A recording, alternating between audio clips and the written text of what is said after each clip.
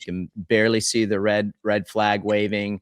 Then the red cross or the flashing red lights were going off. Not sure why that was the case. Hopefully they're clarifying that up again as they're giving a press conference right now on it. But regardless, so here's what I was thinking. Like, I think that like Joe essentially was penalized because now he doesn't win. So I think that, and you can't really, if it was an AMA screw up, like you don't want to penalize Pierce, and Dax jumped it as well. Like if it was on them, then I think, do you do like a hybrid deal? And you know what I'm saying? You're like, all right, we screwed up. This is what we're going to do. We're going to give Joe the points as if he won. We're not going to take it. We're not going to penalize Pierce because we made the mistake for whatever reason. And again, this is just hypothetically speaking. And you go that way. That way, I mean, really, the guy that's penalized at the end of the day would be Joe, because still Joe, yeah. And he's still. It opens up the debate too, RC, that it was the same section in both main events.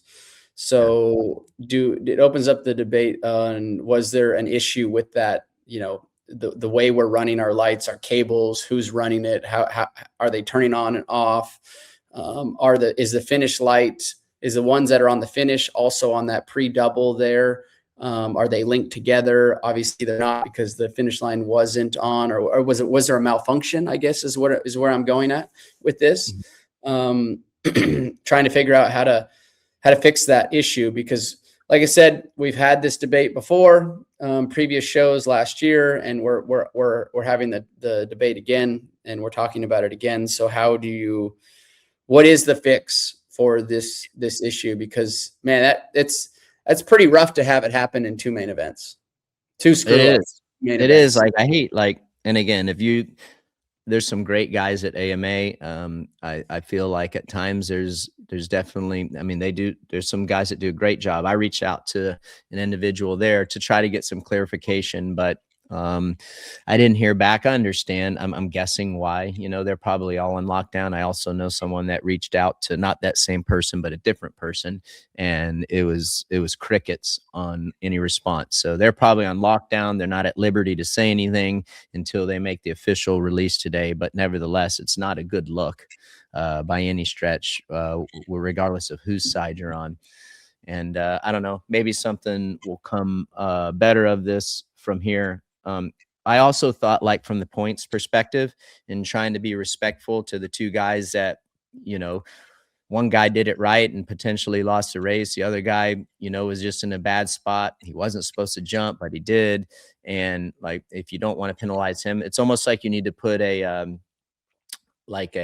caveat in the rule book to, as if it went down to the championship and this scenario plays out to where it would jeopardize either Pierce's chance to win the championship, Joe's chance to win or lose the championship, and Bennett for that matter as well. Like, do you go back to just what the rule book states, and it is what it is? And if there was a mess up and the light just happened to be on because, like, something wasn't working properly, like, how does it work? And, you know, by what the rule book says and what the law says, you know? Yeah. And I think it's, you know, I know what I would do. Look, I get it. It's humans make errors, or electronics errors. And I get it. I just think it happens it's happened too many times. It's happening too often. Like I said, two main events, Saturday night, and we had an issue or a miscommunication twice on the same night. So that, to me, at this level of racing, we need to go back, reevaluate it, and figure out how to fix it. I don't think there's any way you can, determine how to caveat this or change this, or do we give equal points to those two riders? Because if the outcome would have been different and Joe doubled and he ends up winning the main event, he's got a 3-point lead currently, not tied.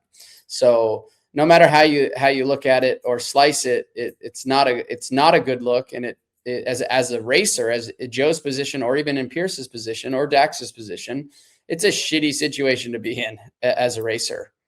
Yeah. Yeah, absolutely. And it sucks like this is kind of overshadowing for some people. Like they're in fantastic rides and the stories there. It's just, yeah, we got to be better. I think, maybe we can all learn from this. The sport can, and we can move forward and find a resolution that makes it better. First and foremost, safe for everybody, and there's some continuity. So I don't know. It's kind of like the Sexton and Cowie thing. Like it just.